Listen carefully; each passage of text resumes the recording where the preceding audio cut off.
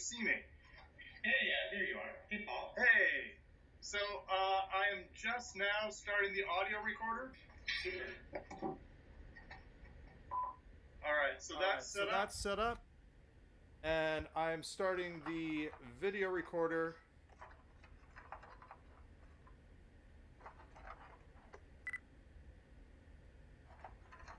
And I'm just making sure that it's recording. Okay. So, hello. One of the things that you wrote about was sort of your first primitive idea of simulation theory as a kid. Yeah. Yeah, can you describe what that was like? Can I do one thing before that? Yeah. Because this is going to set the tenor for everything. Please. Okay, I was in a class when I was in college. I went to the University of Missouri-Columbia. This was in the early 90s. And a teacher was in front of the class, and the teacher said, something interesting about the brain is that we actually can map what we think about the human nervous system by the highest level of technology of the day. So, for example, when the aqueducts were big, people thought that humors controlled the body, that different liquids would come in and teach you or make you feel a different way. And then whenever the telegraph came, then all of a sudden we thought that, well, these are nerve impulses that go down sort of like wires. And then she said, now we know that the brain is a computer. And I raised my hand. I said, because that's our highest level of technology. And she said, no, the brain is a computer. And I didn't do that well in the class. But the thing is, so when we talk about simulation theory, we right now are living at a time where, you know, you have the PS4, PSVR, you know, I'm a Sony brand whore, so I apologize for not throwing out other things. But the basic, you know, virtual reality level of simulation is something that we can use as a model. But it isn't necessarily what is going on. And I think that's important, that we can use it and we can understand that that's what's going on, but we aren't necessarily in a server room somewhere. It might be something different. You know, if you run into a thing in the world that you don't understand, your brain is going to go, okay, maybe this is what this is. And as technology gets more advanced, we'll have better ways of describing it. So everything that I describe here, keep in mind, you know, I'm a 21st century guy. That's how my brain works. If you're watching this in the future, we aren't dumb. It's just that we don't have the tools that you have to think of this stuff.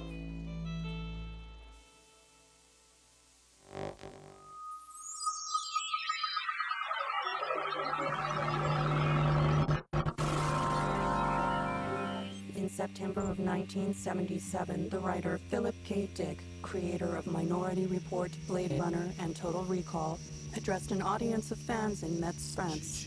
They expected a talk about science fiction, but his lecture explored religion and philosophy as well. To him, all three subjects were deeply interconnected.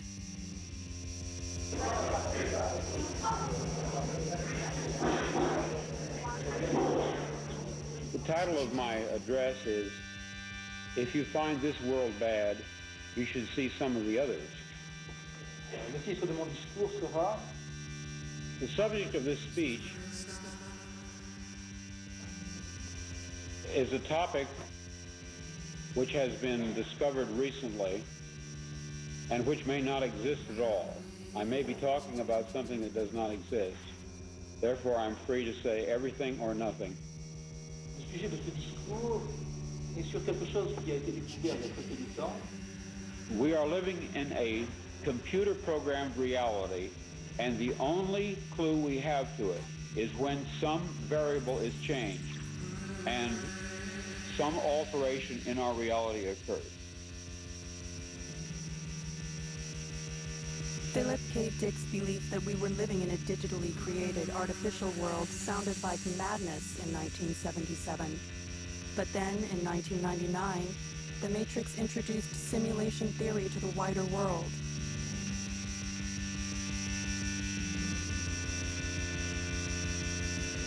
In the years since the film, this idea has begun to be taken seriously as more than science fiction. It is fiercely debated online and in real life, in classrooms, laboratories, design studios, and courtrooms. So the idea is, right, any sufficiently advanced civilization could create a simulation that's like our existence, and so the theory follows that maybe we're in the simulation. Have you thought about this? And A lot. are we? I am actually in a simulation, and so are you.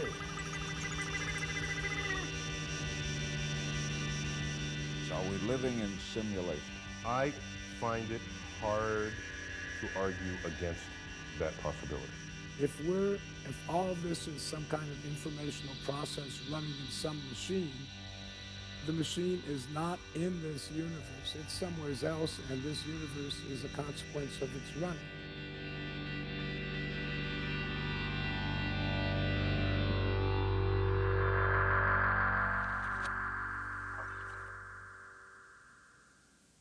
Because it's kind of getting that artifacting or whatever problem.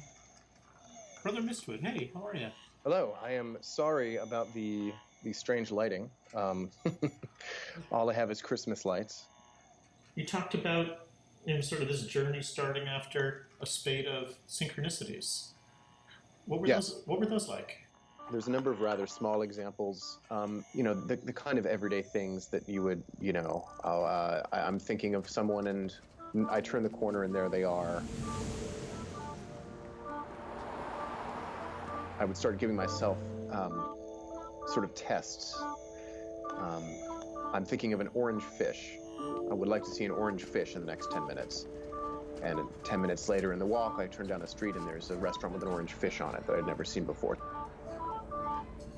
So small things like that, and occurring with enough regularity, I began to sort of track my days numerically. And if you'll allow me to go on a tangent a little bit here, Rodney, I don't enjoy the average 5-day week. I like to work in weeks of 12 days. I would notice that sort of on every 12th day, I would see a certain type of thing pop up, and I tracked this over the course of about a year. And long story short, started to notice, things that would pop up with a certain regularity.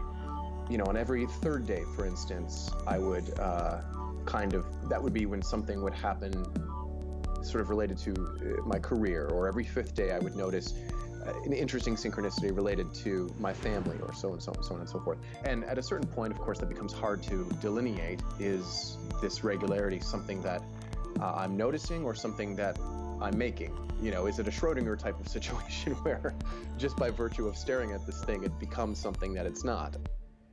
One of the big things was that I would go to a lot of places with my parents, and they would be empty. Or very few people.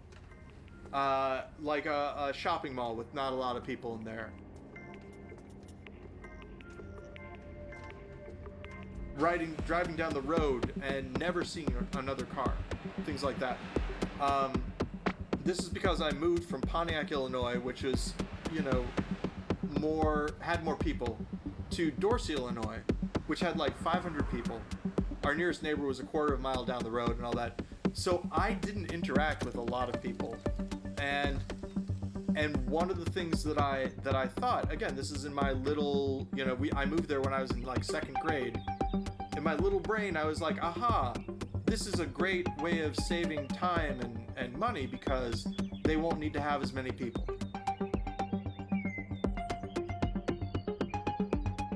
Occasionally I would go to St. Louis, which was about 50 miles away, but whenever we did, my dad had a very tight control over our schedule and our itinerary. Once I saw the idea of a facade, this is on a Western movie thing. Once I saw the idea of it, I was like, oh, well, that's what's happening. All this time that we're spending in the car, this 50 minutes that it takes us, we're inside this car. They're playing, this film of us driving while they're changing all the sets into the St. Louis set.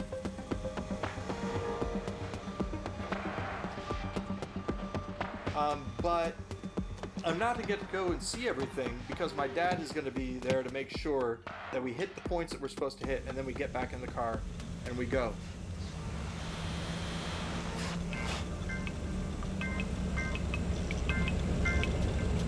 see me? There. I am an East Coaster who lives in Los Angeles. I have an electrical engineering degree from Harvard. I'm an entrepreneur, and I've also I've got Crohn's disease, and it all plays into to the simulation. I think the sort of basic idea is that if you believe that enough incredibly high-power computing devices are going to be distributed in society, and that the computers will get stronger and stronger and stronger, like our cell phones. Hey, you guys! Hey, no, quiet. So, you know, if there are in fact enough machines that are running video game style world simulations, the question is, you know, if there's that many fake realities and only one base reality, what are the chances that you happen to be in base reality? The odds that we're in base reality is 1 in billions.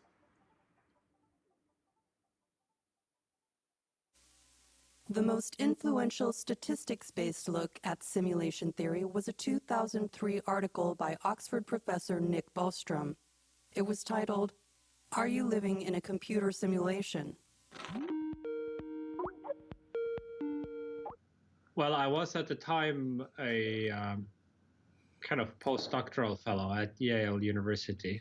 The ideas in some vague form had been with me for quite some time that amounted to something more than just an idle speculation. And so I wrote that up and published that in Philosophical Quarterly. And it immediately, evoked a huge amount of interest, and has continued to be a huge amount of interest. It seems to come in waves every year or two. Some new set of people discover it for the first time. So I make a distinction between the simulation hypothesis, which is the hypothesis that we are literally in a computer simulation engineered by some advanced civilization, and the simulation argument. It uses some simple probability theory, but the basic idea can be quite easily grasped, which is that at least one of 3 propositions is true. The first alternative is that most all civilizations at our current stage of technological development go extinct before they reach technological maturity.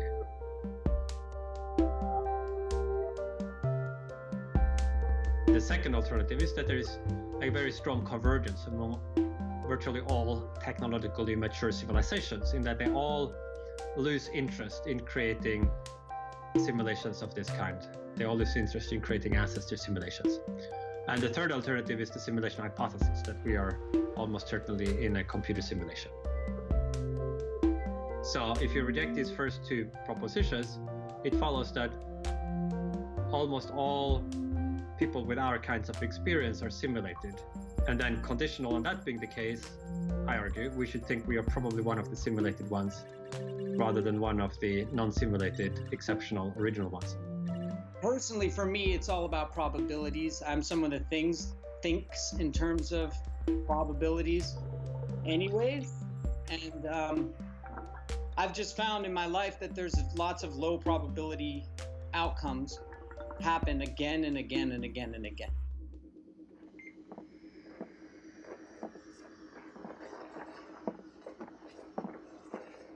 Bam. If I keep glancing off to the sides, because my screen's over there. Oh, okay. You're actually at my drawing table. So if I keep glancing over there, I'm just looking at you. And I'm looking at the camera. What kind of drawing do you do? It depends. You know Mobius? Sure.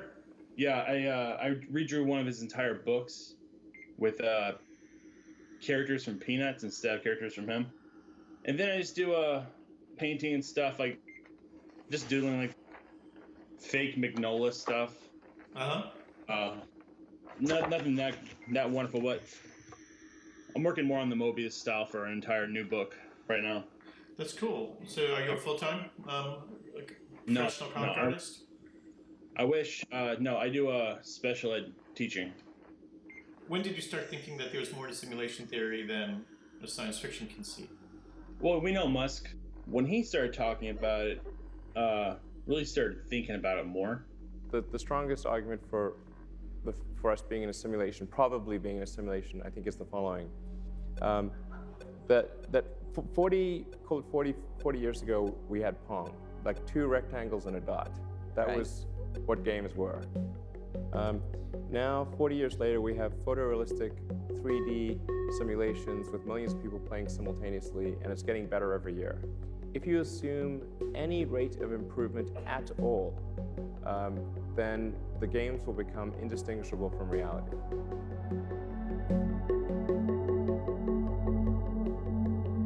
I think that triggered me to really think hard about it.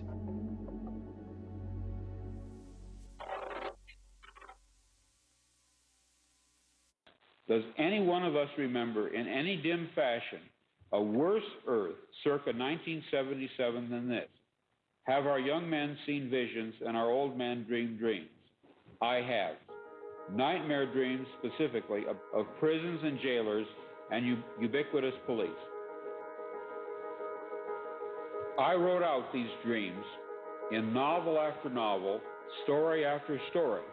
To name 2 in which this prior ugly present obtained most clearly, I cite The Man in the High Castle and my 1974 novel about the U.S. as a police state, called Flow My Tears, the Policeman Said.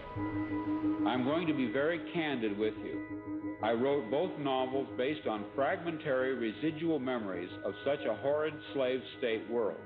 Or perhaps the term world is the wrong one, and I should say United States, since in both novels I was writing about my own country.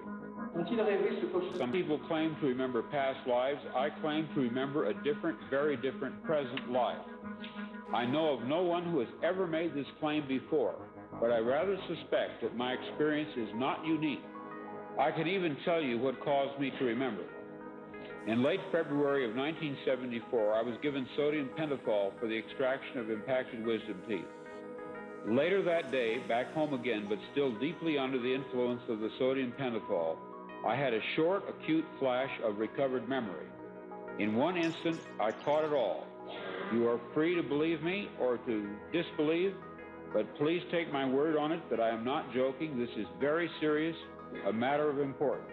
I am sure that at the very least you will agree that for me, even to claim this is in itself amazing. Alors, à la mi-marche. Philip K. Dick wrote over 8,000 pages trying to understand the recovered memories he experienced in February and March of 1974, an experience he called 2374. This writing is known as the exegesis. Eric Davis, working with Pamela Davis and Jonathan Latham, wrestled with this text to edit a single book from it. It was a great experience, although a kind of crazy-making one in a way. And you know, you're really you're like in the antechamber of the guy's problems and his trauma and his despair. And it was such a vast text that you kind of had to do it by attrition, really. There were a number of things that really worked. One is that when he was really engaging his own writing, we included that. When he was describing experiences, we included that. There's a part where Dick describes the writing the exegesis as a hell chore.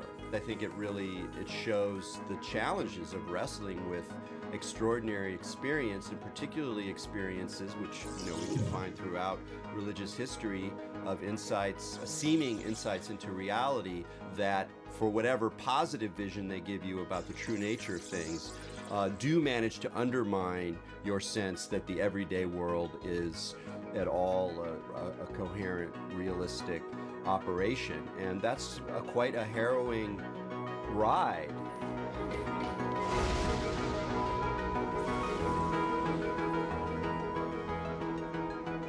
I could probably put together a list of all the various small synchronicities that kept popping up, but they were just, so mundane, but there's so many of them that eventually I took one of these, a particularly auspicious day, I guess, for myself, and decided I was going to do a sensory deprivation tank, which is not something I had done before, but it was just,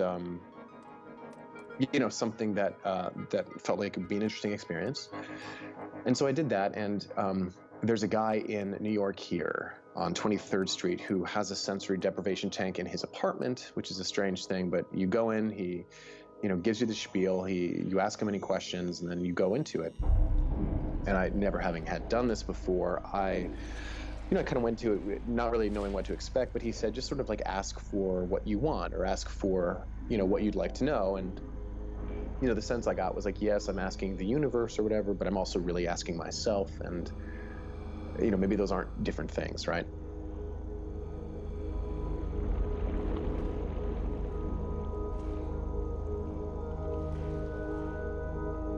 The first few minutes were very, I was very aware of where I was, but after a few more minutes, I sort of stopped sensing my body. I could now hear my eyelids. I could actually hear what I thought might be my nervous system. I kind of, in that state, had come out and said, listen, I get the sense that you're trying to tell me something. I'm not sure I even knew who the you was I was talking to. I don't know if it was the universe or I am also an ordained minister, so I was raised with that. So there was, there's a God part of it for me.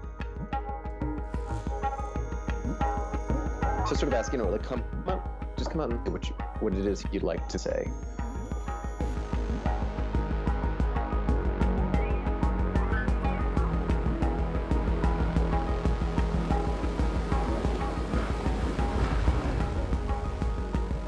Yeah, and I'm not a new age guy at all, or at least I wasn't before I did this, but my head started to buzz. My forehead just started to violent, pounding, swirling buzz that I felt like I opened up, and I just became aware, like, okay, I am not a body at all. I am a code. I am a string of letters and numbers and acids and so forth. And I knew this, of course, from DNA, but more than that, it means, nothing on me is real. And nothing on anyone is real. I'm a pattern. I'm a code constantly replicating itself, and I'm a vibration, and that's what it is. Got out of the tank, and I started talking to the guy. And he was talking about, oh, it's your third eye opening, and sometimes that happens. And I asked him, well, what do I do with that? And he's like, I don't know, enjoy it. I've always had a little bit of a sense of this, but this is the big event. I was about 11 or 12, and I'm adopted. I'm a pastor's son. My adopted dad is a pastor, so I go to church every Sunday. And I believe at this point in time, though, it wasn't a Sunday service. I think it was like an Advent service. It was at nighttime, and most people have some reference for church, but in case you don't, there are people, they're dressed up, and they're sitting in, this is in the early 80s, so people dressed up more than they maybe do now, and they're sitting in pews. Pews are like long benches, and they have their hymnals open, and they're singing, and I look around at everyone singing, and I think to myself, the way we're making these noises is that we have these meat flaps, and we're forcing air through these meat flaps, and we're making noise, and we're animals basically, yet we put on all of these clothes, and we sit in this place, and we're making these noises by forcing air through our meat flaps. And I start thinking about how bodies move, and how weird it is that they move that way, and just the absurdity of the situation keeps on going around in my head, and I'm like, oh, none of this is real. That's what's going on. And as soon as I had that realization, the only way I can describe it is I was nowhere. I was nothing. I felt sort of like loneliness was a thing. I was the personification of it. I was cut off from everything. It was only me. And it was soul-crushing and claustrophobic. But I didn't see anything. It wasn't that I saw blackness. I wasn't seeing, and I wasn't feeling. It was this almost negation of self, except that I was there feeling this weird emptiness, this goneness.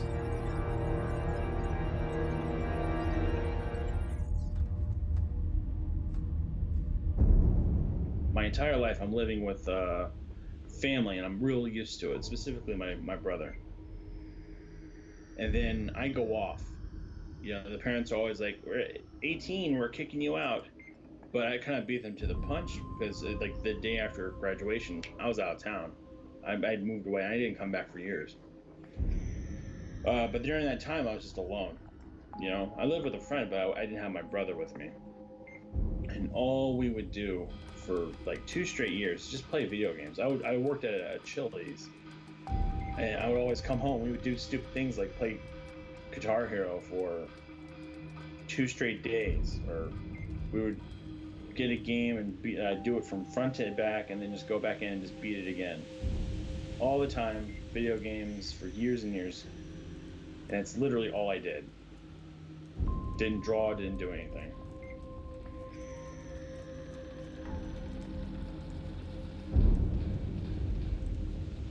And so I got a dark place there. It's like, maybe I'm stuck in this rut on purpose. Maybe it's not my design. It's whatever. I'm not religious at all.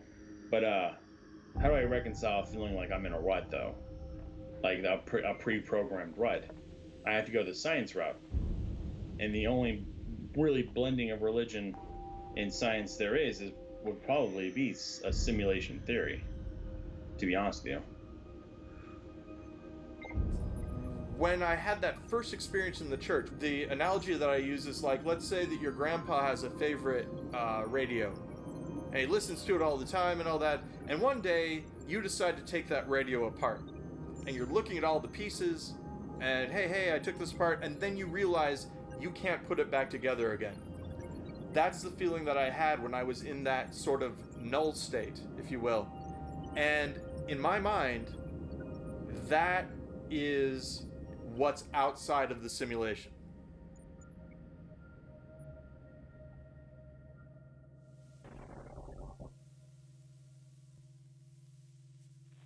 Contemplating this possibility of a lateral arrangement of worlds, a plurality of overlapping Earths along whose linking axis a person can somehow move, can travel in a mysterious way from worse to fair to good to excellent. Contemplating this in theological terms, perhaps we could say that herewith we suddenly decipher the elliptical utterances which Christ expressed regarding the kingdom of God, specifically where it is located. He seems to have given contradictory and puzzling answers. But suppose, just suppose for an instant, that the cause of the perplexity lay not in any desire on his part to baffle or to hide, but in the inadequacy of the question. My kingdom is not of this world, he is reported to have said. The kingdom is within you, or possibly it is among you. It was his mission to teach his disciples the secret of crossing along this orthogonal path. He did not merely report what lay there, he taught the method of getting there. But tragically, the secret was lost. The enemy, the Roman authority, crushed it. When I saw Star Wars this morning, I thought to myself, deja vu.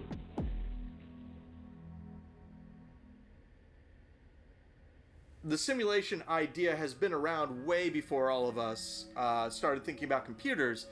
The concept of people standing at the pearly gates and looking at their lives, right? What is that if not a debrief, if you will, after you get out of a simulation? Hey, Miller, look what I found. Wow. Realistic, isn't it, Mr. Miller? René Descartes tried to build an epistemology from a foundation of skepticism and radical doubt. I will suppose that some malicious demon has employed his energies to deceive me. I shall think that the sky, the air, the earth, and all external things are merely the delusions which he has devised to ensnare my judgment. I shall consider myself as not having hands or flesh or senses, but is falsely believing that I have all these things. A slightly more modern version of the same idea is the brain in a vat, where again, you try to challenge the philosopher to prove that the external world exists and that he or she is not a brain in a vat in some mad scientist laboratory being kind of fed inputs that mimic what the external world would have done.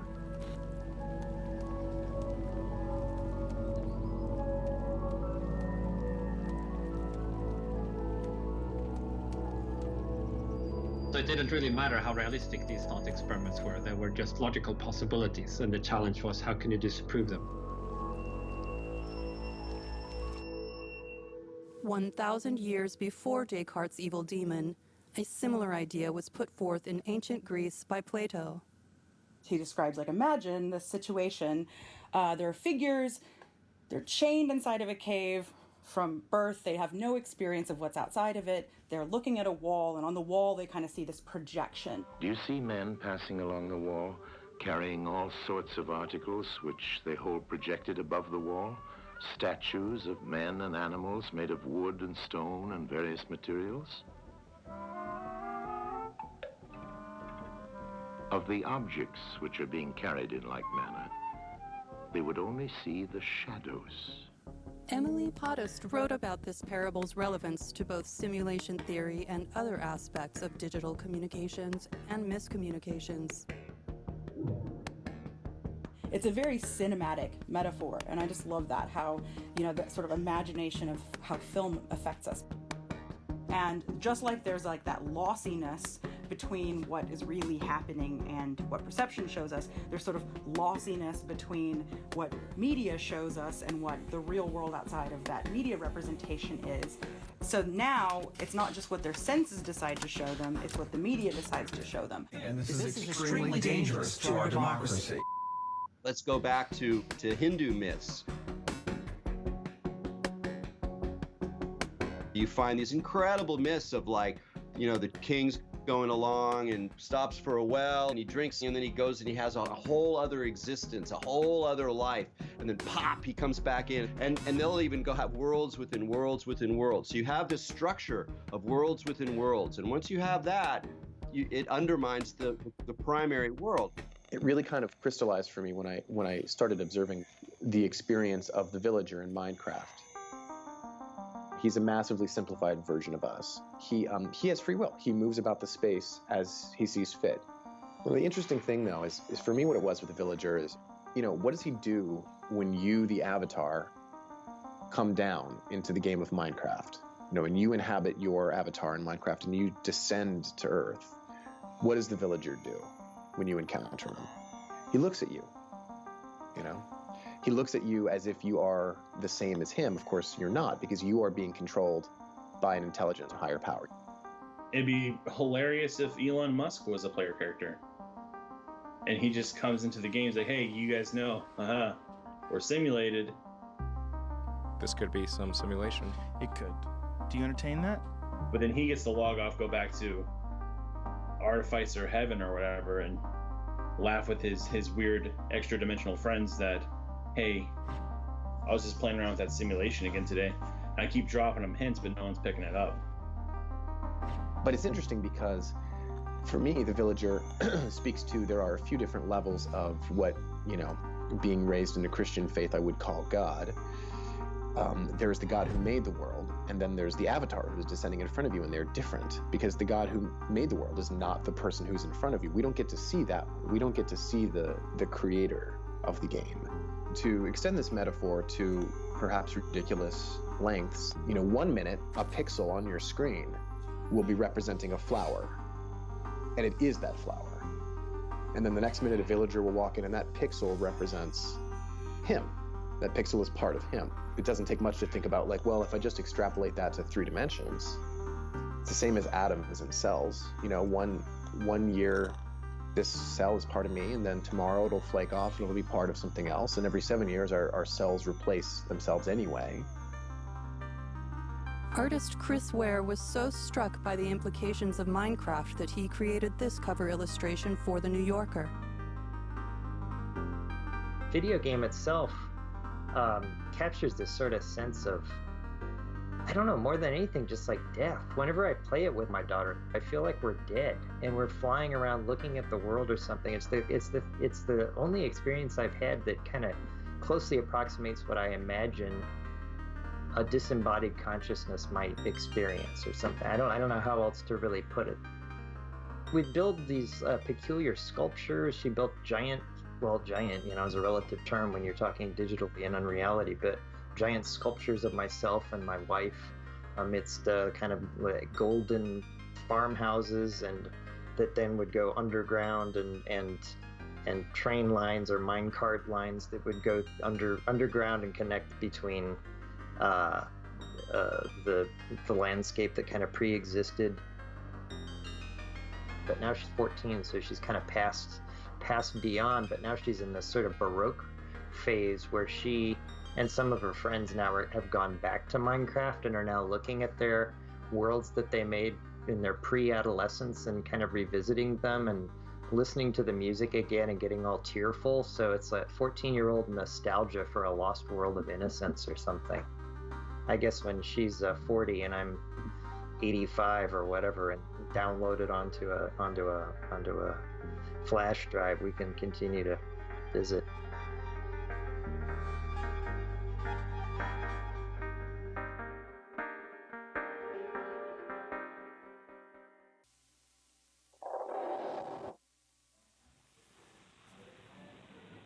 My relationship with the United States has always been a very bad one.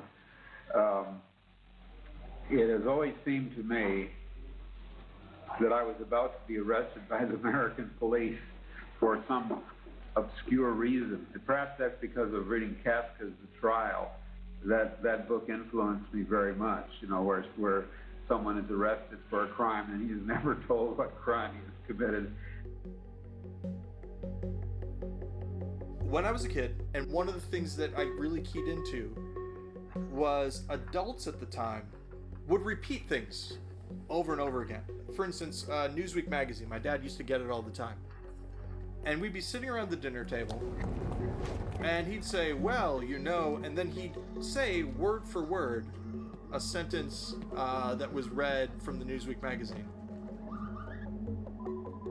So it was like the magazine programmed him to say that thing. This wasn't an original thought that he had.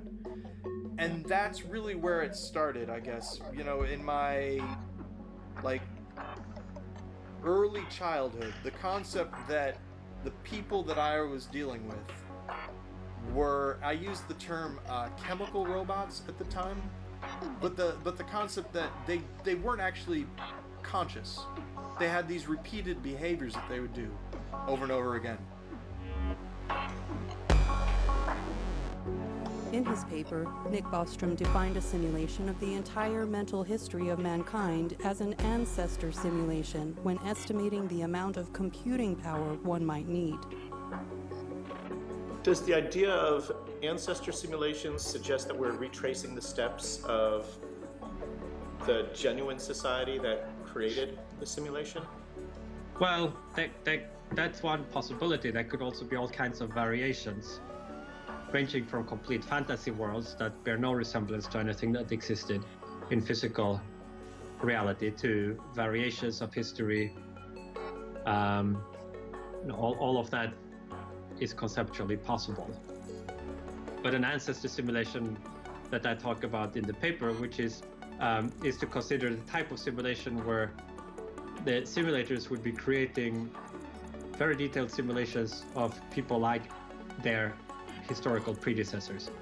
Maybe not exactly the same people, but the same kind of people.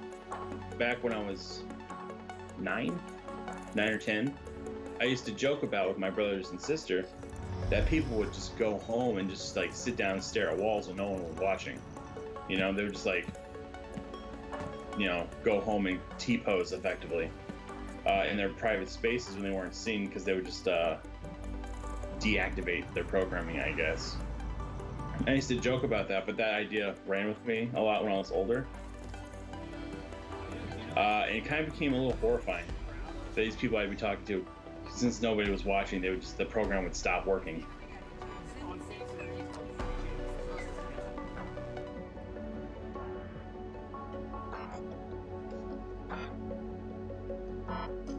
Does not assume that all the details of our world would be simulated to perfect subatomic precision all the time. And indeed, that kind of simulation might well be completely intractable. Obviously, it depends on the kind of compute power available in the basement simulator. If they have infinitely fast computers, sure. But no, the idea rather is that you would be able to create a simulation capturing only enough that to the simulated creatures they couldn't tell the difference. And that would involve some pretty clever footwork on behalf of the simulators that they would be able, for example, to fill in more detail in a particular part of reality when we are paying attention, but then not simulating all of those details all the time.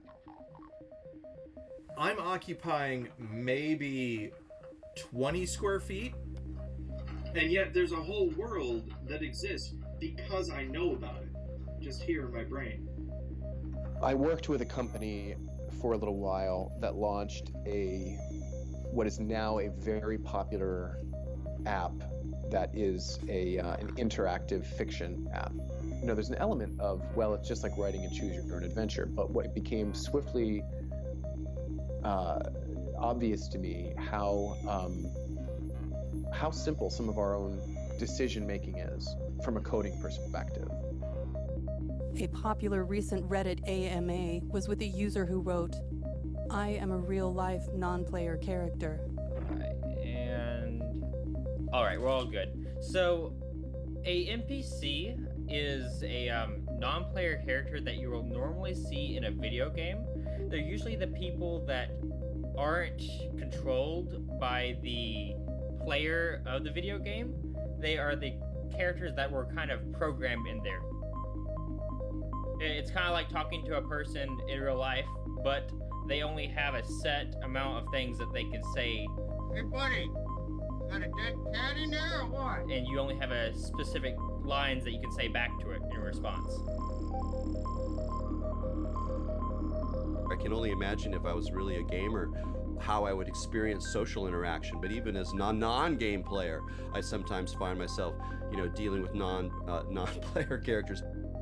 I work at a grocery store, and I have a specific list of things that I need to accomplish when greeting a customer and checking out their items. And because of that, it just made logical sense that I create kind of a mental script that I go through with each customer. When this stimuli happens to him, generally speaking, he reacts in this way. It's not terribly different from the code that tells the chickens of Minecraft what to do, or the turtles in Mario Brothers, or the mosquitoes of Maine. They're all kind of operating on the same principles. If this, then that. If not, then don't. It's not too much of a leap to think that consciousness may mean we are being inhabited by some sort of player type intelligence. The reason everyone loves to be like, oh, small world, is because it is actually, there just isn't enough processing power to render 7 billion consciousnesses. There are not 7 billion consciousnesses. Yeah, there might be 7 billion in the general algorithm of how many people are on Earth, but when you start talking to people, there's probably like a couple 100,000 AIs that are serving as the substrate for the, people experience that everyone's having on Earth. So when you find that the same people are 6 degrees of separation, it's not a surprise at all. In fact, it's a flaw in the system. And that's just a limit of the actual processing power of the machine that the sim's running on. Well, have you ever encountered a non-player character? I mean, you encounter them all the time when you're walking down the street and you don't interact with people. It's just like any video game. There's much less processing power being attributed to the automatons. But once you start interacting, then something has to actually serve as the intelligence behind that so-called, human. Society is rapidly secularizing. Religion is completely falling apart. And there's elements of that are wonderful. I think religion plays an overly restrictive role in people's lives too often. Certainly the religion I was raised in does. But I do know people from my childhood in a fairly evangelical Christian world who, wanted to, would have committed violent acts if only God, if only God wouldn't punish them for it. Now, why it takes God to do that as opposed to one's own honor and self-worth and love for the neighbor, I don't know, but that was the case, right? I believe that this thought, that we're living in a simulation, I think that is going to just increase in popularity. And for people who are content to see both sides of an argument and that doesn't split our heads in two, You know, for people who are content to see shades of gray, I think that's a fine idea, because we don't, you know, it doesn't change anything about my daily life necessarily, and it shouldn't. So if I'm a simulation, okay. So if I was created by a creator god, okay. So if I'm a random sparking of cells, okay, fine. It doesn't change much about how I am living day to day. But there's a lot of people with very absolutist mindsets, and I think once you tell them, hey, you're a simulation, the nihilistic side of humanity, their first reaction will be then, well, it doesn't matter what I do to anyone else, because I know that I'm real and I feel it, but if there's no proof that they're real, you know, then what's the point of laws? What's the point of all this, you know? I do honestly think there is a certain degree of inability to separate real world from digital realities when you have something like the shooter in New Zealand live streaming what he's doing and going after people like he's in a first-person shooter, and going after the people who like Muslims, or, you know, people shoot up synagogues, going after someone who is constructed as an other by the media that they consume. We must meet the threat with our valor, our blood, indeed with our very lives, to ensure that human civilization, not insect, dominates this galaxy now and always. However, you end up sort of in that place where everyone you shoot at just kind of disappears and they were all pod people, you know, and they weren't real, or the NPC meme, you get into a place where you kind of treat reality like these are digital disposable bodies.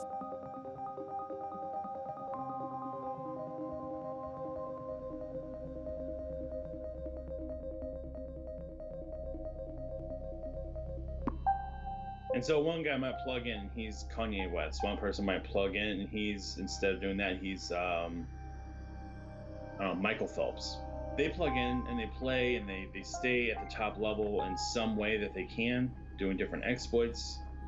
But then you have people who log in. They used to play a lot and they were really good, but then they unplugged and they didn't come back for years and years. And the reflection in our reality would be a celebrity that is who was really good and then just fell from grace and never really came back. I can't name a specific celebrity here, plus I don't want to throw that into your film.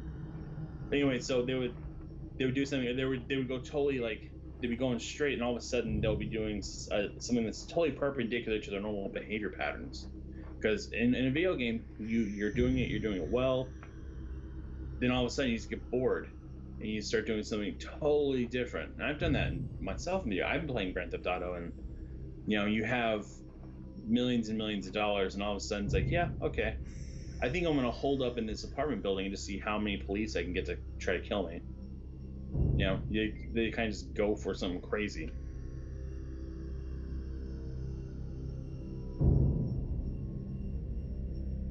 I once said to my uncle, well, what if this is all fake? You know, what if none of this is real? And he said, well, then what's to keep me from going door to door just shooting people in the head? Or what's to keep me from, you know, shooting you? And it always struck me as being, is that what you want to do? Is the only thing keeping you from doing that the fact that the world is real and there are consequences?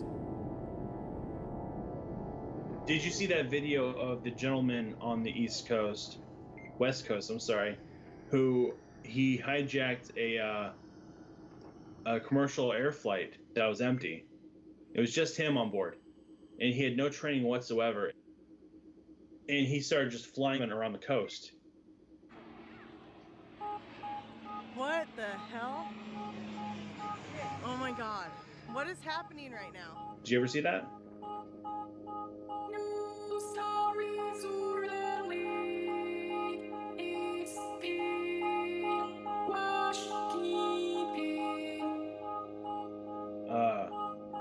He's flying and he's talking about things. This is probably like jail time for life, huh? I mean, I would hope it is for a guy like me.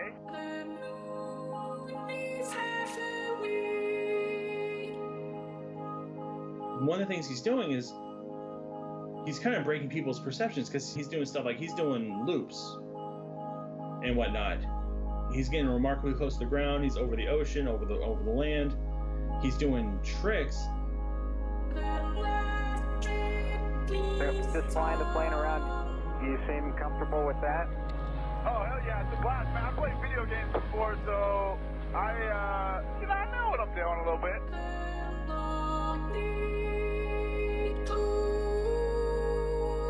And this is shortly before he crashes purposefully into I believe an island, just offshore. But yeah, it's nuts. That's one of his last thoughts, is how much it's like a video game to him. Then he crashes.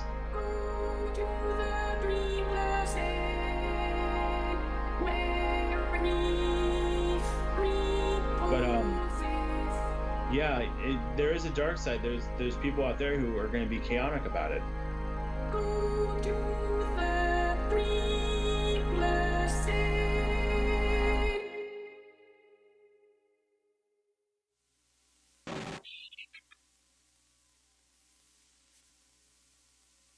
One very pronounced impression would probably occur to us, to many of us, again and again, and always without explanation. The acute, absolute sensation that we had done once before what we were just about to do now. We would have the overwhelming impression that we were reliving the present. Deja vu. Oh, deja vu. Which? APOC. What is it? A deja vu is usually a glitch in the Matrix. It happens when they change something. What we need at this point is to locate, to bring forth as evidence, someone who has managed somehow, it doesn't matter how, to retain memories of a different present, latent alternate world impressions, different in some significant way from this. Philip K. Dick might have been surprised to learn how common memories of a different present would become in the 21st century. If you remember a Kit Kat looking like this, then you could be living in an alternate reality. Welcome to Conspiracy Chat and That. Today's topic is the mind-warping, reality-bending Mandela effect. It's called the Mandela effect because hundreds and hundreds of thousands of people remember Nelson Mandela dying in prison, and that actually never happened. But hundreds and hundreds of thousands of people are like, no, I remember Nelson Mandela died in prison, but like that never happened. So when reports of the former South African president's death became news in 2013, it re-sparked the theorist debates on whether or not we've somehow slid into an alternate timeline. The Berenstain Bear children books have changed. They used to be called Berenstain Bears, and now they've always been known as the Berenstain Bears. Over 10,000 Mandela effects have been logged and confirmed. If you go back and literally find like a VHS tape of like Snow White from like 1998 and you put it in a VHS player, they say magic mirror on the wall. Tell me, bitch, that you do not fucking remember mirror, mirror on the wall. Well, that doesn't exist. Mandela effect, alternate reality, I think yes.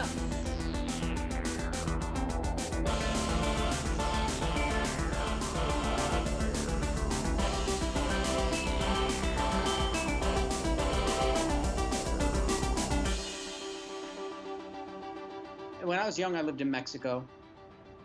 Very young, like 10 years old. And then I returned there for the summer with my mother once. I was 18 years old, and I really didn't know anybody.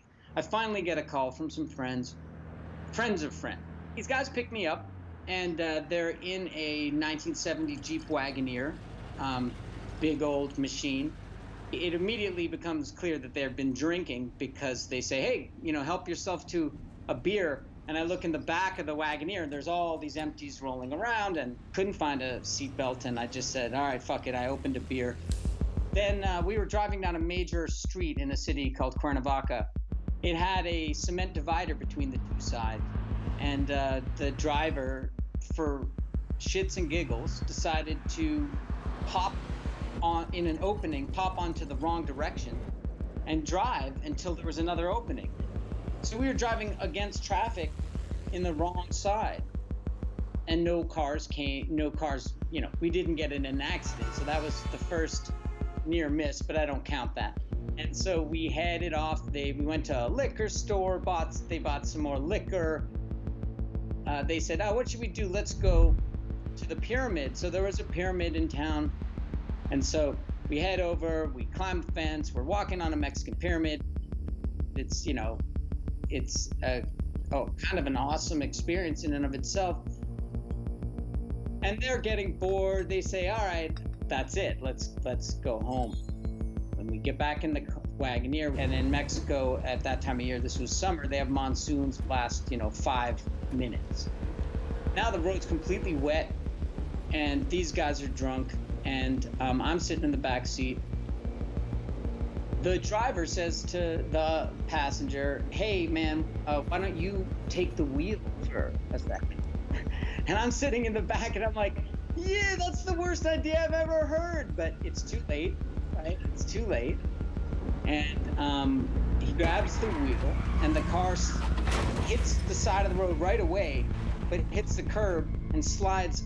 So it hits one side of the street and then slides in the other direction, hits another curb and flies through the air, probably about 1,000 feet through the air, and lands on the roof.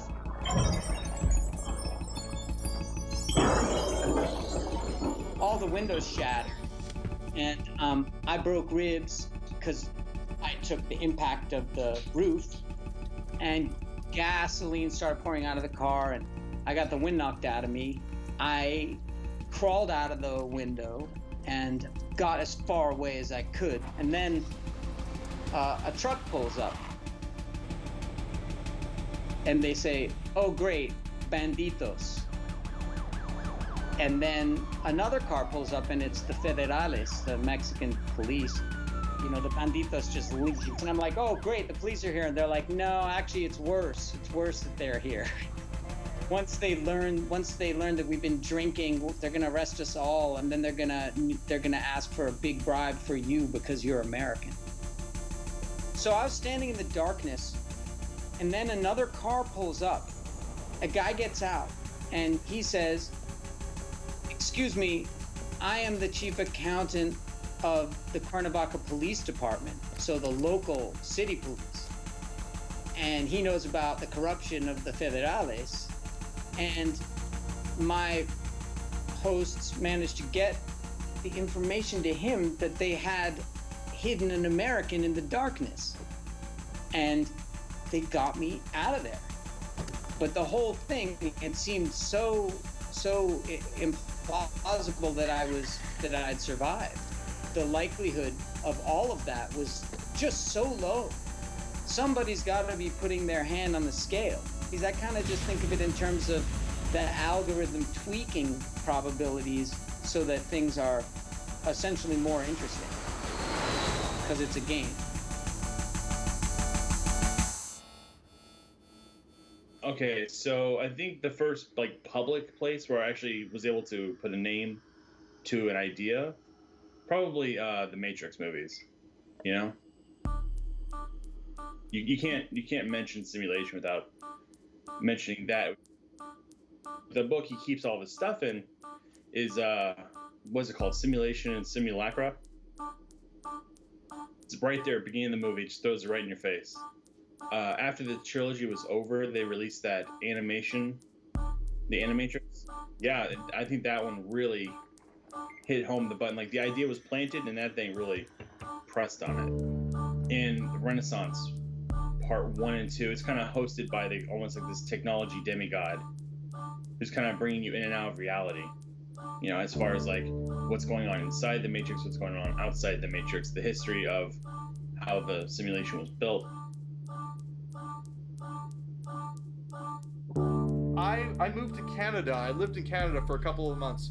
And so my friend from Illinois drives up to Canada. We're hanging out. What do you want to see? I don't know. Let's go and see this dumb Keanu Reeves action film. So we go and see this movie, and it's pretty good. And then he gets out of the tank, and we're like, whoa.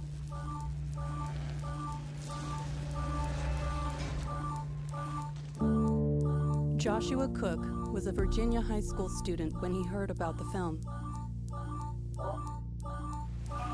I was riding in a car on the way home, and a friend of mine was in the car get in. She mentioned this movie Matrix that people were going crazy over. People were going to the movie theaters 15 times in a row to see it, and that people were getting obsessed about it, raving about it. Oh man, you gotta see it! Like they've never seen anything like it, and the graphics, oh yeah. And then I heard them say something about black trench coat and stuff, and that really hit me for a few reasons. One is I had already had a fascination and obsession really with the black trench coat because of the movie The Crow, which was like my first movie obsession.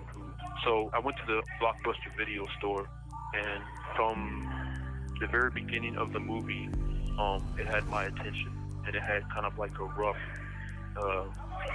aggressive, Rob Zombie, heavy metal theme to it too. It's the Matrix, the soundtrack that makes you go, whoa. See, I thought about the structure of the whole thing, like what would it be structurally? And an idea came to my mind of what it would look like. I don't think it's a system of people in pods somewhere else. I think it's something completely different than that. I don't know. When I think of like a giant white, brilliant white marble hallway, right? And then there's like a pedestal in the center and this giant black sphere.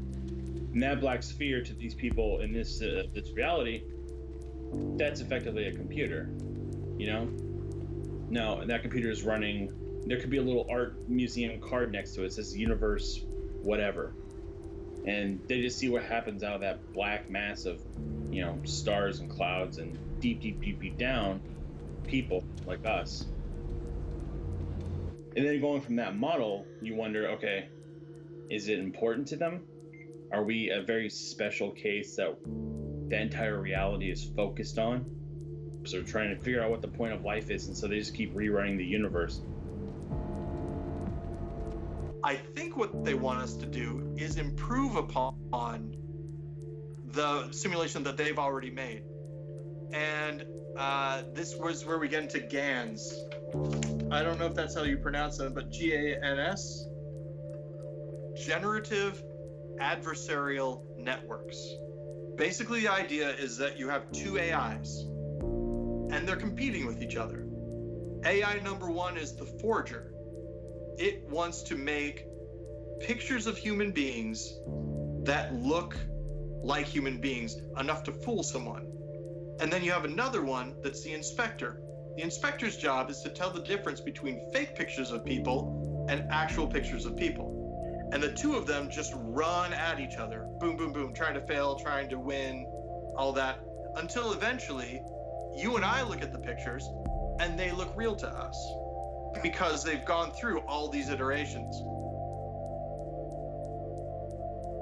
But what are people if not generative adversarial networks? Cop tries to solve crime. Criminal tries to beat cop. Kill you. You idiot! You'll need me. Hacker tries to hack a system. Programmer tries to fix the system. Audience gets jaded with this type of media. So somebody new comes along and tries to make something better. We're constantly getting back and forth at each other. If you look at social media, maybe this is why we're always arguing, because we exist specifically to refine and hone things. In the end, what do we want to create if not another simulation?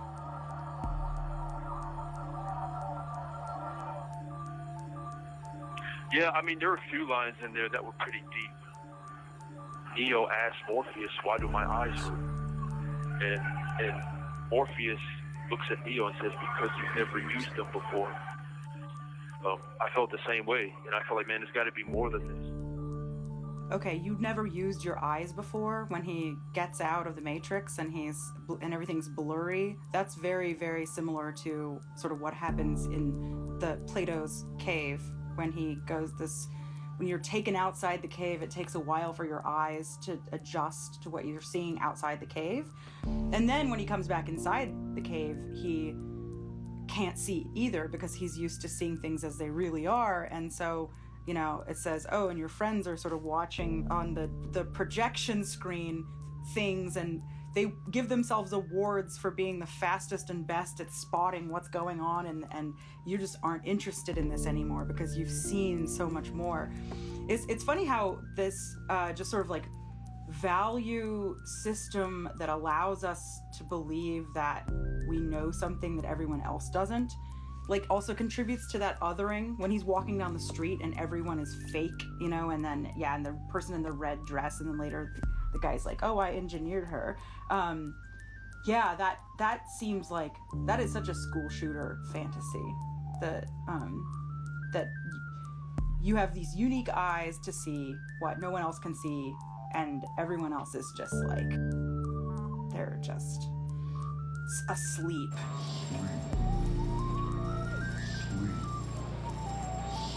Having told you my story about when I was a kid, when he got out of the tank,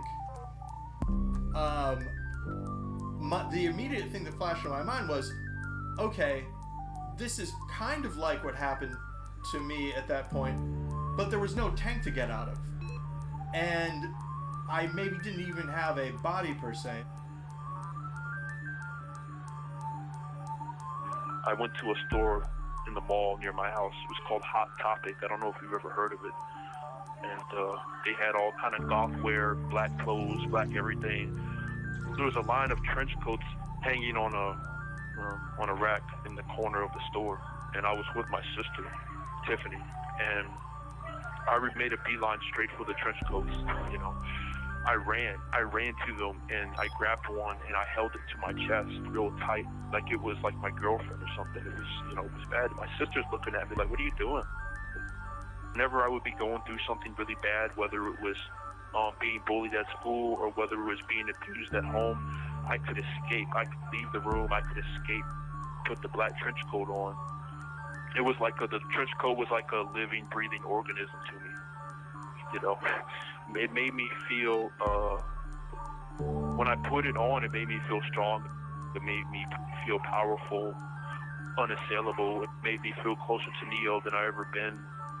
I would wear the trench coat to the mall mainly. I would walk around the mall just all day with the Matrix music on my headphones. I had the soundtrack. It was in my CD player, and people would see me coming and they would just kind of back away, you know, and I had this sick thrill of wearing it.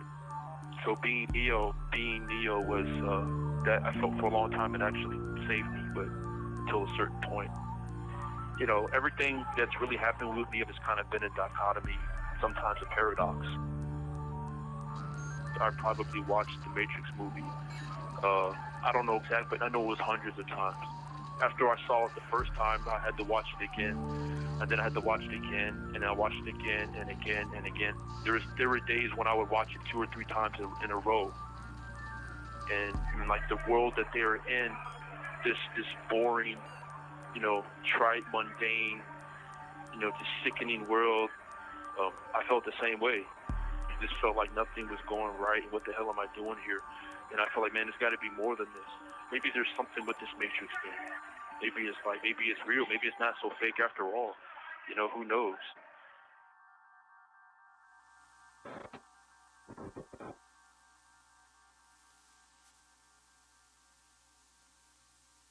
One thing I really want you to know. These claims can neither be proved nor can they be even made to sound rational in the usual sense of the word. It has taken me over 3 years to reach the point where I am willing to tell anyone but my closest friends about my experience beginning back at the vernal equinox of 1974. Il y a une chose que j'aimerais bien que vous sachiez. Je me rends compte. One of the reasons motivating me to speak about it publicly at last, to openly make this claim, is a recent encounter I have undergone, which, by the way, bears a strange resemblance to Hawthorne Abinson's experience in my novel The Man in the High Castle with the woman Juliana Frink. Une des raisons qui me motive à parler en public. Juliana read Abinson's book about a world in which Germany and Japan and Italy. Now, this is a little difficult if you haven't read the book, but he wrote a novel in which Germany, Italy, and Japan lost World War II. And he was living in a world in which they had won World War II. She felt she should tell him what she comprehended about the book. In other words, that his novel was true. When I was working on Jimmy Corrigan, the main character meets his dad and then his dad dies. And as I was working on the story itself, I met my dad for the first time and then he died. John Updike said something once about the strange predictability of fiction. And he just kind of let it go at that and didn't really follow up on that. But there is something where you get into this imaginary world of writing stories and reimagining memories where you can kind of start to feel like you're not necessarily predicting the world, but having some play in the stream of it or something. For several years, I have had the feeling, a growing feeling, that one day a woman who would be a complete stranger to me would contact me and tell me that she had some information to impart to me. And then she would appear at my door, just as Juliana appeared at Hawthorne Abinson's door. She would tell me exactly what Juliana told Abinson, and that is that my book, like his, was in a certain real, literal, and physical sense not fiction but the truth. Well, this did finally happen to me. I even knew that her hair would be black. One of the first things that a lot of science fiction critics remind you when you're talking about science fiction is not about prediction. But of course people think about it anyway. And Dick has quite a few. Like he's no slacker in the actually anticipating the future department, especially around consumer gadgets and ideas about consumer gadgets. But I think what's more prophetic is just what it feels like to be alive right now. You know, to be confused, ontologically confused. Like, I'm not really sure where reality is exactly. I'm certainly convinced that there's a lot of very dark forces on the horizon. There are things that are trying to manipulate me using information or using the fact that I'm still a subject of capitalism, and they're kind of manipulating that. And at the same time, there's sort of like deeper rumblings in the nature of the world that seem really unclear. And at the same time, people seem potentially drawn into their own sort of solipsistic world of like manipulating with the world through all these interfaces and kind of detaching in a way, even at the same time you're completely bound up. And that's a primal theme in Dick, is the tension between our social reality, that reality is a social construction that we are always able to kind of fragment away from in generally harrowing ways. We go into solipsis, we go into psychosis, we go into paranoia. Hey guys, I used to be one of you. And so I think he captures the texture of our life. I mean, especially like just as a trivial example, the texture of like lots of little alerts all the time, you know, pings on the phone and you know, here's your email, ding, and then, oh, don't forget this, and like that kind of mind that's constantly distracted by these little bits of information tugging at us, some of which are advertisements trying to like, or, you know, you start thinking about a trip and then you write somebody in an email and Google reads your email and then suddenly all the ads are like trips. It's just like, whoa, that fabric of consciousness is just straight out of physics. I remember typing guns for sale on like Google, and in Virginia, I said Fairfax, Virginia, and I saw this place was called Galleon Sporting Goods Store, and I remember like a few days after I looked that up, I was in the basement with my father, and he said, "I seen your searches for guns for sale." And he looked at me, and he had like this worried / angry look on his face. And I didn't say anything, and we looked at each other for a good minute, almost like a standoff, and then I walked up the basement steps and left, and we never had another conversation about it. He had this great line about that he thought that the contemporary world was sort of recreating the animist world that people, pre-modern people, saw. And his work captures that sense of a kind of profane technological animism and aliveness that is not very trustworthy. I love you, Daddy. Dick was always aware of the broken. People are broken. Technologies are broken. Cosmologies are broken. Gods are broken. Even though it seems like other people are just always paying attention to like the new and how the new technology is going to solve this thing. What I experience my technological life is just a lot of broken things. So you have your giant developers. You have Activision Blizzard. They do World of Warcraft and Overwatch. You have EA, which is I think I've seen EA related to the Nazis more than I've seen them related to video games. They're pushing out these things now where you're paying full price for a video game, but you're only getting like 40% of a video game, and the portion you get is broken and buggy, and sometimes, like, literally in case of some games, it's like the latest one was Atlas, is unplayable. Like, it's literally dead on arrival. People are still paying full price for it and getting tricked into it, can't get refunds. They get patches that don't work. You're stuck in these digital worlds that aren't going so well. And then when you get out of them, you're stuck in a reality that's not going so well either. And you can't help draw parallels.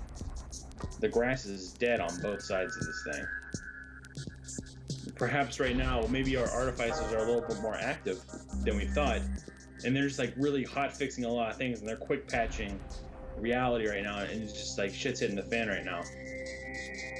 That's what's happening outside the Matrix and Neo's world too. It's like the real reality, if you get outside of the Matrix, is terrible. The real reality is like war and you can't breathe. To me, the subtext of that is like maybe there was a taboo that we transgressed, that we went past a point of no return. February 17th, 2003, it was a Monday.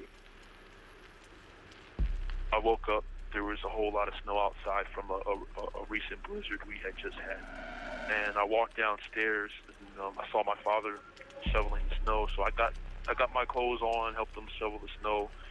And in the middle of doing that, I remember my mother came out, and she looked up, and she said, "There's so much snow. We're going to remember this for a long time." I spent the rest of the day in my room playing violent video games and watching the Matrix movie with my black trench coat on and my gun in my hand. As evening time continued, paranoia sunk in even further. Lightning struck my brain, and this is what hit me.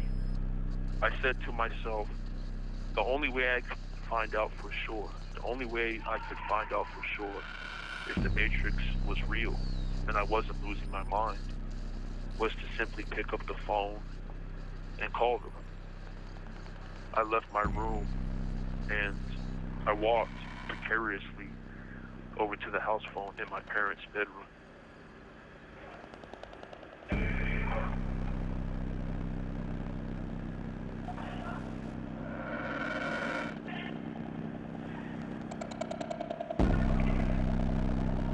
I slowly picked the phone up off the hook, and then, taking a deep, nervous breath, I spoke those powerful words, his words, the final words of Neo.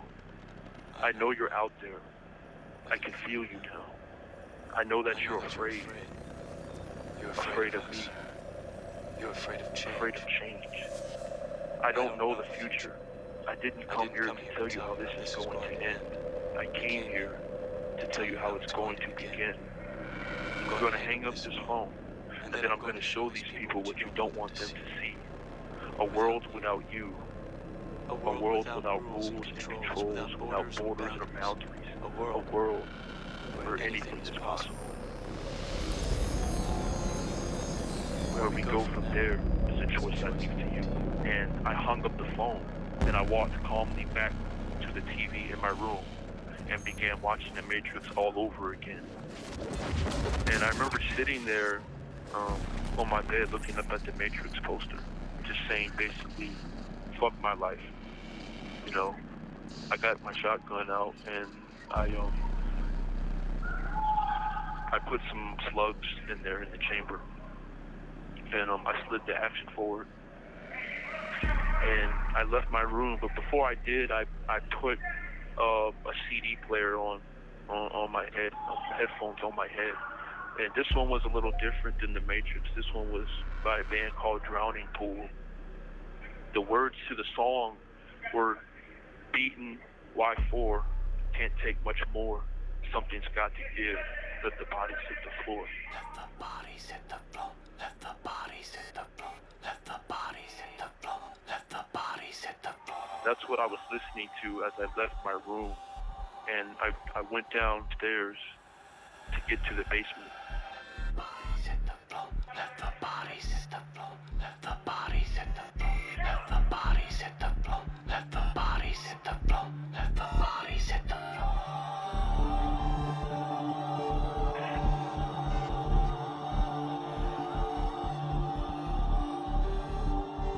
And remember when I got to the bottom of the basement stairs, I saw my mother was sitting there at the computer with a smile on her face. And she turned, she swiveled in her chair to face me, and when she saw the gun in my hands, which she'd seen for the first time ever, her smile disappeared, and I shot her. I shot her in the chest. And I turned my attention to my father, who was on the other side of the basement, and he was at his computer too, and he dove under the table, and he was looking at me with a look I'd never seen on him before, and just that look of shock and disbelief. And I remember I crouched down to be level with him, and I shot him about 3 times.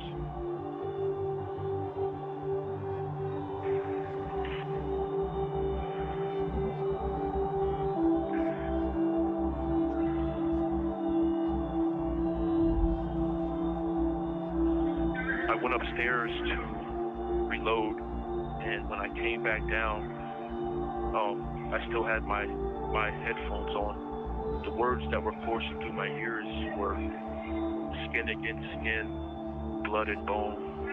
You're all by yourself, but you're not alone. You wanted in, now you're here, driven by hate, consumed by fear. Let the bodies hit the floor. That's what I was listening to as I went down for the second time to the basement.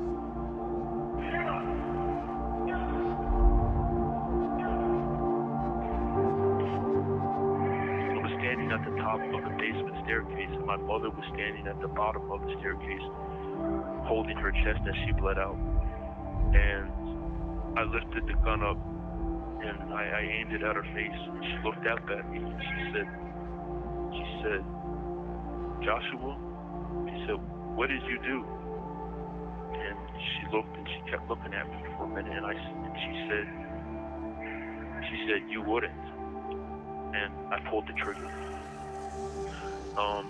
When I pulled the trigger and her face exploded, you know, half of her face, her eye and her face exploded out through the back of her head.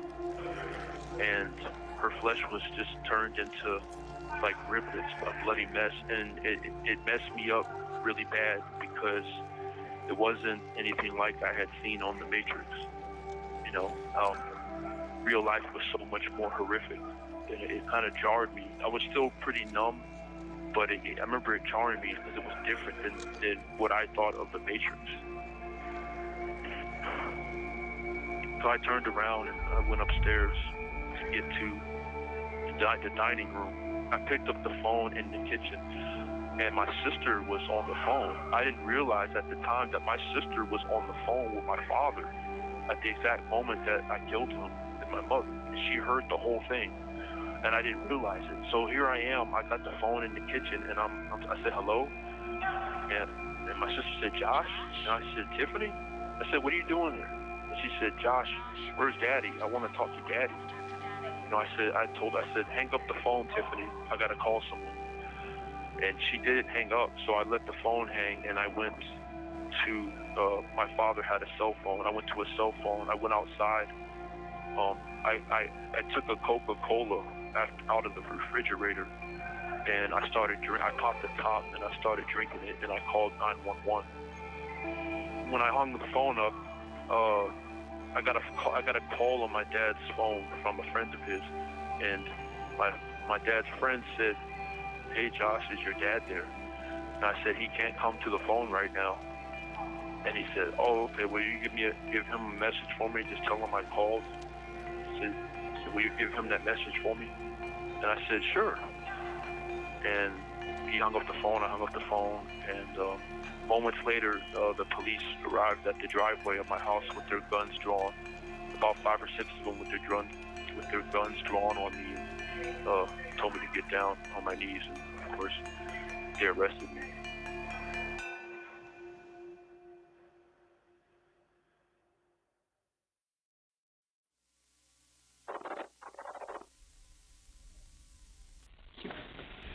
I, in my stories and novels, often write about counterfeit worlds, semi-real worlds, as well as deranged private worlds, inhabited often by just one person, while meantime the other characters either remain in their own worlds throughout or are somehow drawn into one of the peculiar ones. This theme occurs in the corpus of my 27 years of writing. At no time did I have a theoretical or conscious explanation for my preoccupation with these pluriform pseudo-worlds, but now I think I understand. What I was sensing was the manifold of partially actualized realities lying tangent to what evidently is the most actualized one, the one which the majority of us, by consensus gentium, agree on. The real nub of it, morally, ethically, even kind of cosmologically, is how we deal with each other. Like, okay, I'm in a simulation. Okay, I'm in a false phenomenal world. How do I deal with this person I'm in love with? How do I deal with this person who is my enemy? How do I deal with a dying parent? But if I have the hunch that this is a simulation and there are other people like me there who aren't just simulations, it puts weird pressure on my ethics. How do I deal with somebody else who's in a false world but who's actually behind that avatar is someone like me that I really want to communicate with, fall in love with, bond together with. And that's really key to Phil Dick. Like, yeah, Phil Dick was kind of crazy. He had, visions. He could never decide what they meant. He was neurotic and pathological and paranoid and all those things. But at the same time, constantly, throughout all of the texts, there's this very grounded empathy with people suffering under these false conditions. These very real portrayal, very sobering portrayals of human beings that are still, they have a heart, and that heart is what kind of keeps you going as you suffer these various nightmare scenarios that he throws your way, including the ultimate one of just not knowing. And I think that that's one of the ways that people get attracted to simulation hypothesis, is because it seems to maybe solve problems, but I think it just makes the problems even more kind of poignant and in your face. So when I met my lawyers for the first time in Fairfax jail, they asked me about my crime, and I told them, I said, I did my thing just like Neo in the Matrix, like I was in virtual reality, and that really took them by surprise. They weren't expecting it. I also told them that the moment of my crime, I had also felt a tinge of remorse, because it was two strong things at the same time, that I was entering the world or exiting the world of the Matrix, and in their real life with what I did to my parents.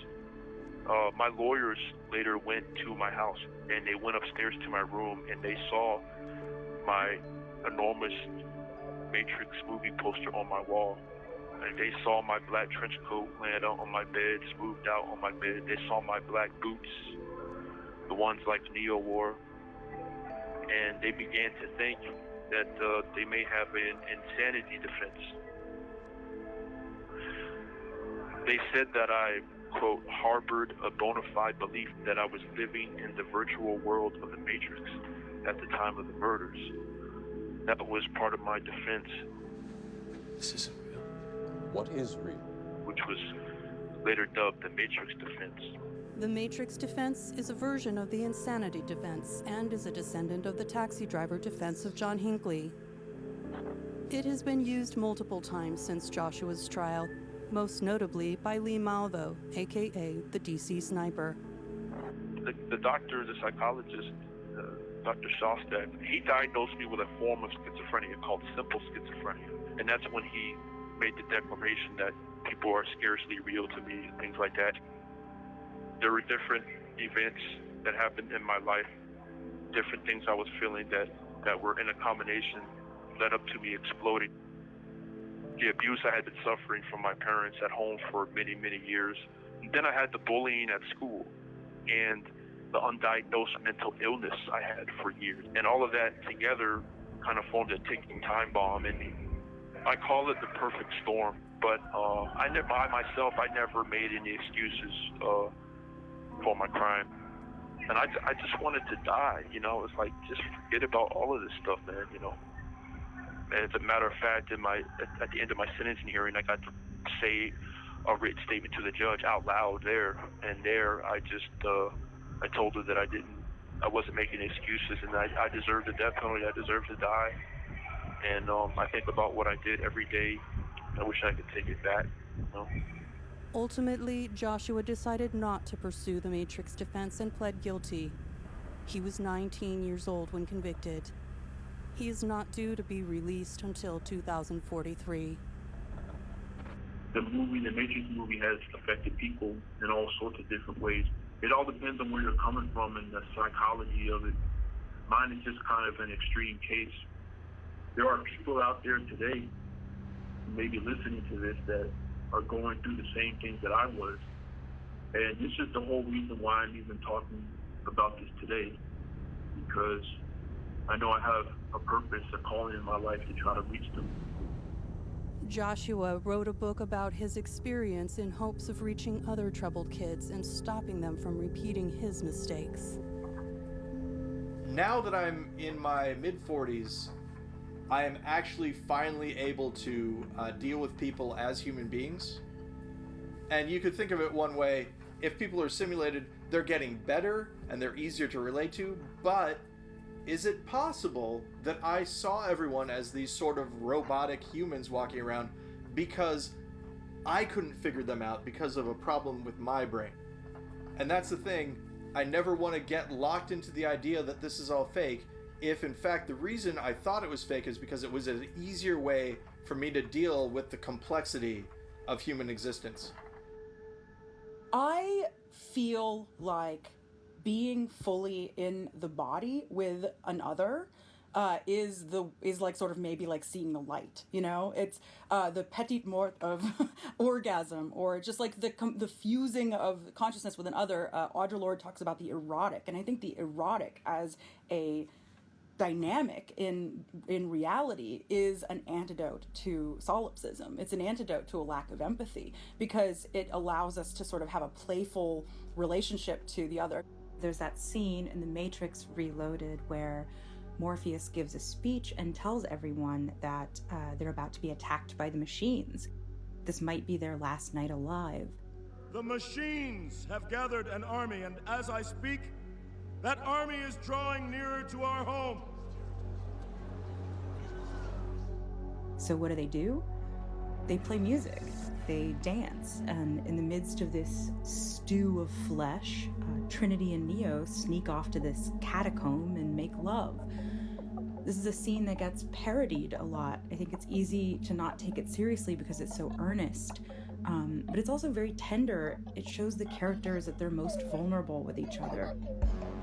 Neo tells Trinity that he's afraid of losing her, and she says, "You're not gonna lose me." She holds his hand. "You feel this? I'm never letting go." That's love. You have to be very vulnerable to feel it. I think loneliness and isolation and trauma play very heavily into the kinds of realities that people construct for themselves.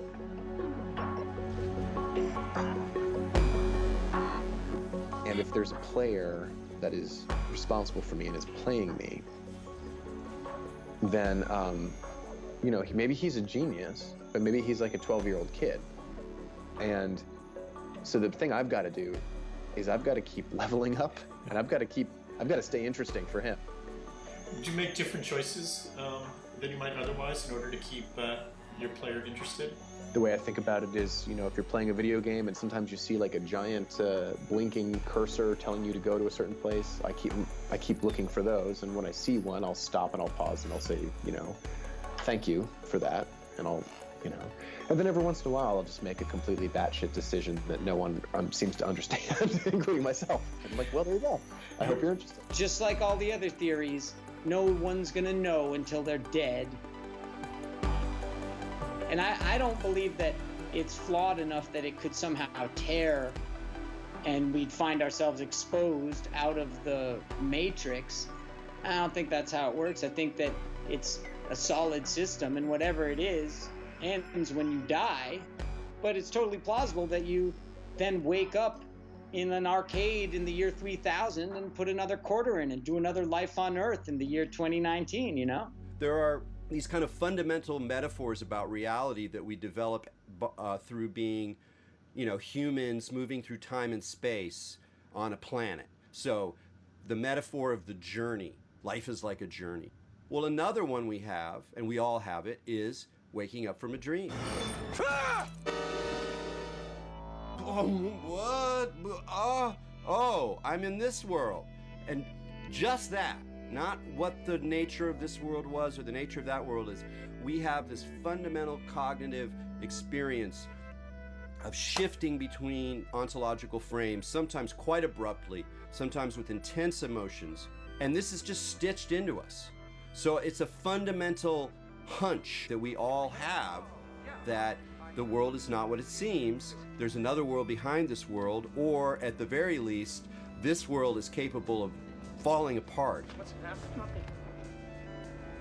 I don't know, just thinking about the simulation, does it excite you, or does it sometimes fill you with unease?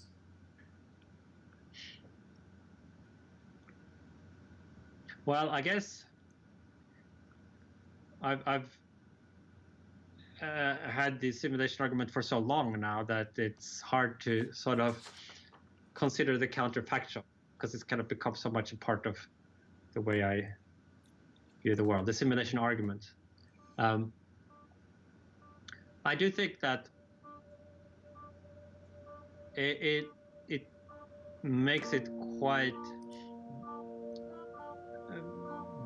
compelling that this very general notion that there are more things in heaven and on earth than are dreamt of in our philosophy. This sense that we are plausibly very, very limited in our understanding of what the heck is going on. We have made progress in that. Maybe we have figured out, like, you know, 6 of the 10 things you need to have figured out to really know what's going on. But the thing is that each of the remaining 4 things might so radically change the conclusions that until you get them all right, maybe you're like as lost as you would be if you only knew 1 or 0.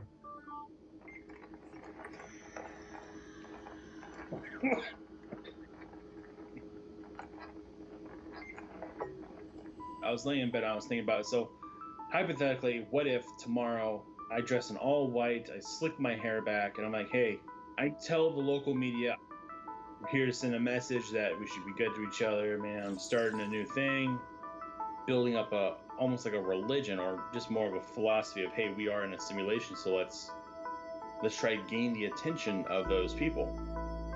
Now those entities running the thing.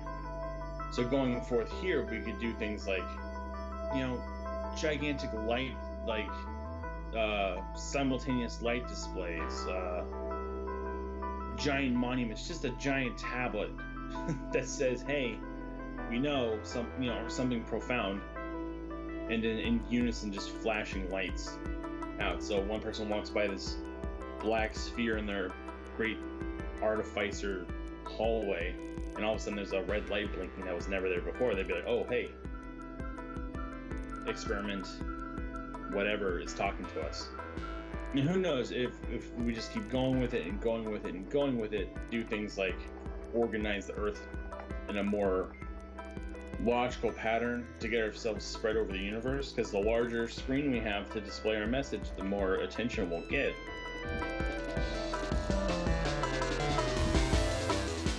We're dreaming. Doug? Is it about Mars? Becoming a multi-planet species beats the hell out of being a single-planet species. And we get to like Star Wars levels of spread across the galaxy. Perhaps our science will progress enough where we can actually tap on that membrane between the universe and what's beyond it, and perhaps get a message out, an active message to an active listener. I don't like to fuss or moan, but if it weren't for you, I'd be all alone. It would be hilarious if we were something stupid, like, you know how computers are in everything? I mean, there's a computer, this is a vape tank. There's a computer in here. There's a microchip in here. But if we were something like one of the numerous computer devices that's been thrown into a basket somewhere because you have too much crap, that would suck, because then we would never be found. Maybe this whole project that you're doing, right, is the simulation sort of flirting with you, if you will. Like, it's going, hey, I'm going to go ahead and let you see a little bit what I've got going on under here, and I'm okay with it as long as you respect me. What if the simulation is like anesthesia? Imagine, if you will, that you're going through surgery, and all of a sudden somebody introduces something in your bloodstream that totally makes the anesthetic go away. Your chest cavity's open. There's somebody with their hand in, and they're trying to massage your heart, and all of a sudden you're back lucid, all the pain in the world and everything like that. You're gonna mess up that surgery by freaking out and flipping around and all that. Maybe that's what the simulation is, and by putting this project out there, we're messing up big time and gonna cause a lot of damage. The other option, though, maybe this is the key, if you will. Maybe this is a situation where the simulation is bad, we shouldn't be in it, and this is a failsafe. So that the person watching this goes, oh, maybe that's what's happening with me. And maybe, who knows, you know, they're in suspended animation somewhere. They're the ones who are supposed to pilot the ship. They're knocked out. They're not responsive. And so they create this movie for them to watch so that they start questioning reality and therefore get out of it.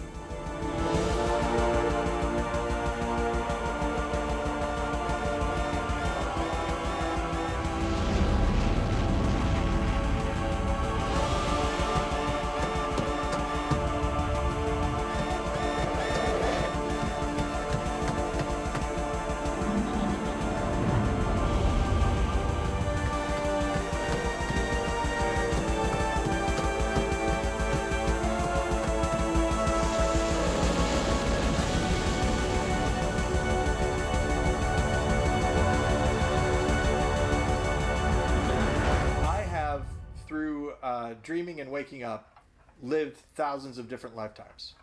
And so I'm not afraid of what happens when the simulation ends. I am certain that when I die, I will simply wake up somewhere else. How do I know? Because I remember doing it over and over and over again.